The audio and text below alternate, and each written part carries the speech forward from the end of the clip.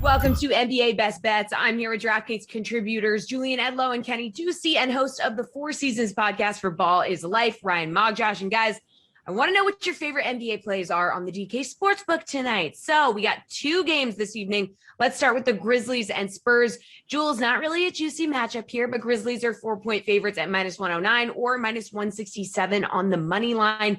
Of course, you can bank on the Spurs too. So which money line spread bet do you like in this game? Yeah, like you mentioned, not the juiciest of games.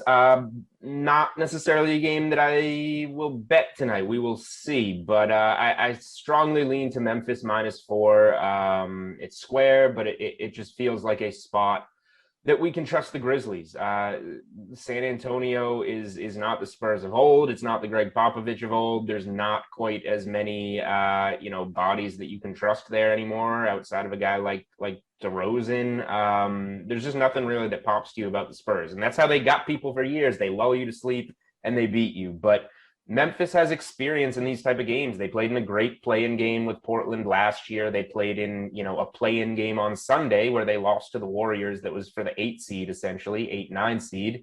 And they were down 17 entering the fourth quarter, and they showed a lot. They took a lead in that game despite the final score kind of not showing that Memphis comeback. So the last two times these teams met, Memphis won pretty handily. I think it was around 30 points the last time. So I will take this young, exciting Memphis team to finally get over the hump and win one of these big games.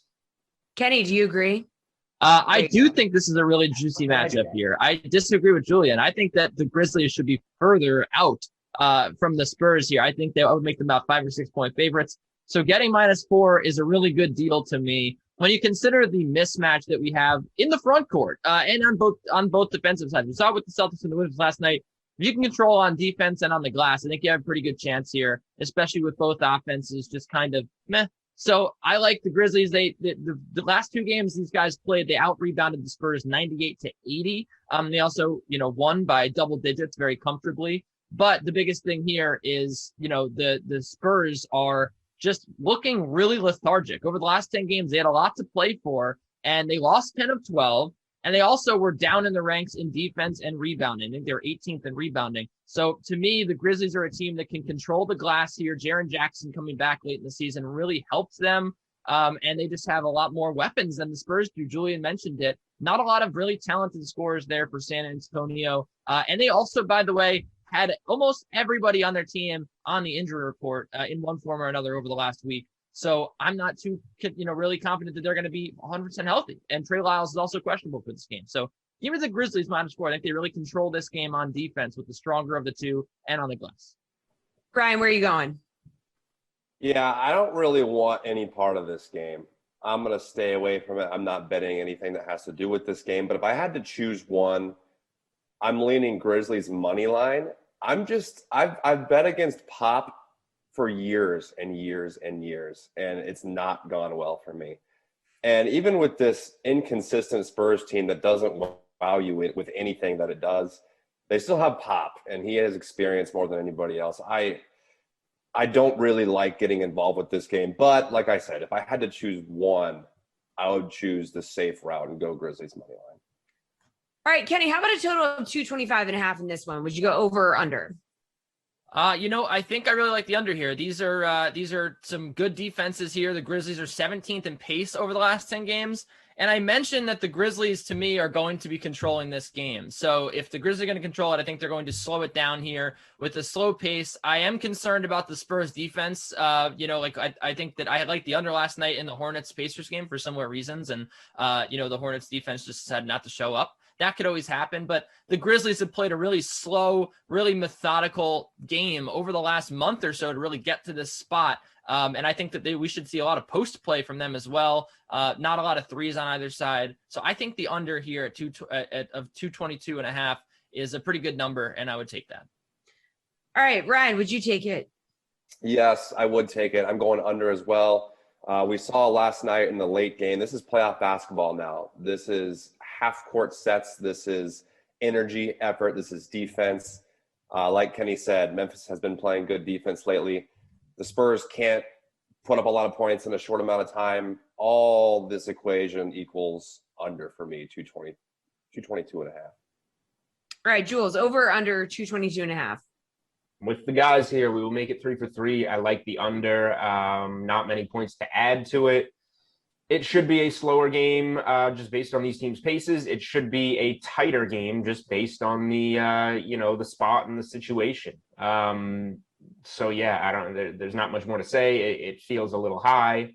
And we did see, that Indy game just got out of control. A young Hornets team that, hasn't been in these spots and didn't play defense. Memphis has been in these spots and they will play defense.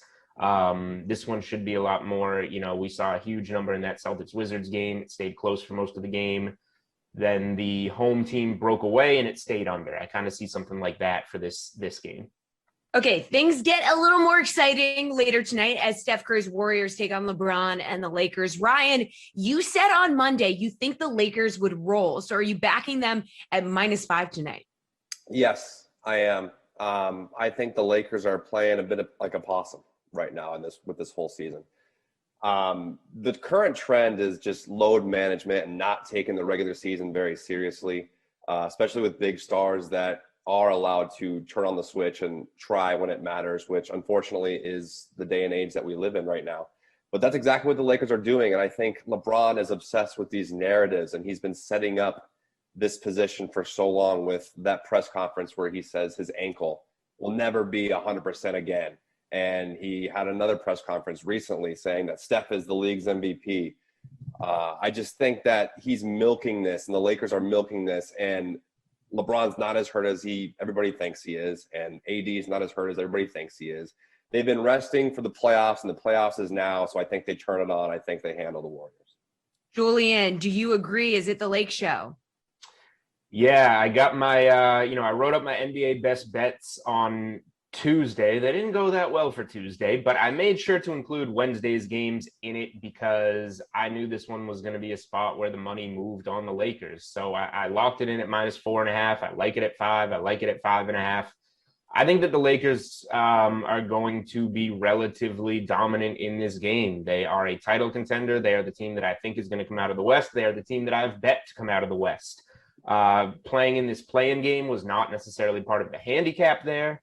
But here we are, and I think playing in this game makes LeBron angry, and you don't want to face an angry LeBron. Steph Curry's been fantastic, nothing negative to say about him, but if the Lakers can limit him at all, there's just nothing behind him on that Golden State team. And the Lakers' dominance will show. The Lakers have size that Golden State just cannot compete with talented size in Anthony Davis. We'll see what kind of role Andre Drummond plays if Golden State struggles with him, or if the Lakers have to get him off the floor because he can't play in the pick and roll. I could see either situation happening. But yeah, this is a spot where the Lakers roll and show they are for real. They are going to be favored once they win this game. They are going to be the favorites against the 2-seed Suns starting that series on the road. This is a pretty sizable wager for me on the Lakers. And if you get nervous and you don't want to lay the points, get some money line in there, parlay it with something. You can parlay it with the Nets game 1 money line to beat the Celtics. That is -110 if you put those two together. Great night for Jason Tatum and the Celtics last night. They're coming back to reality Saturday in Brooklyn. A lot of ways that you can do something with this Lakers game. Kenny, you scared of angry LeBron? I am very scared of angry LeBron. I would not fade angry LeBron.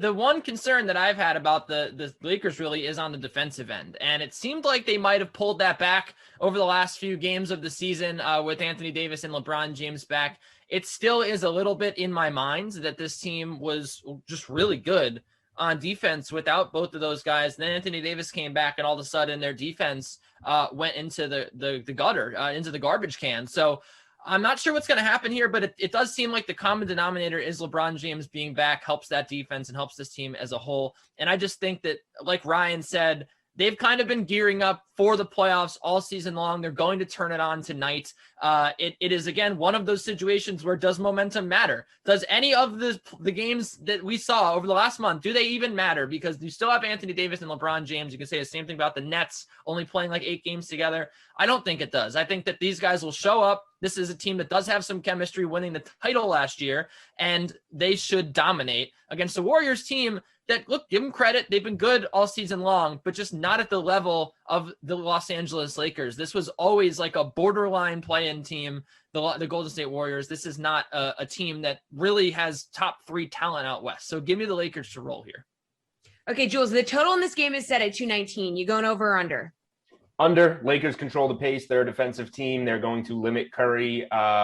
This game will turn into grinding out possessions if it does wind up close late. I think the Warriors are really going to struggle to score, and the Lakers don't mind using the shot clock up. I like this under a lot. Kenny, do you like the under? I do like the under. 2 top 5 defenses. You mentioned the pace there, Julian. I think that this really grinds to a halt. And the Golden State Warriors, you have to remember, too, not a high-powered offense whatsoever. The Lakers, that's been really arguably the bigger struggle for them is on the offensive end over the last couple months with so many injuries. So I actually think that, yeah, this is a great under to take. Ryan, do you like the under as well? No. And everything I just said about that, in the previous game about this is the playoffs, this is defense. That's all true. But 2 things stand out to me on why I'm taking the over here. One, the Warriors threes. If you look at the over-under for Warriors players and the threes they're going to hit, they are high. Everybody's expecting them to shoot a lot and shoot well. Lakers have a top probably 7 defense in the league. I am aware of that. But the second reason is these are 2 veteran teams. I don't think they're going to come out and be nervous or spooked at all. They've been here before many, many, many times. I think there are no nerves. I think they come out firing. I'm taking a slight over here.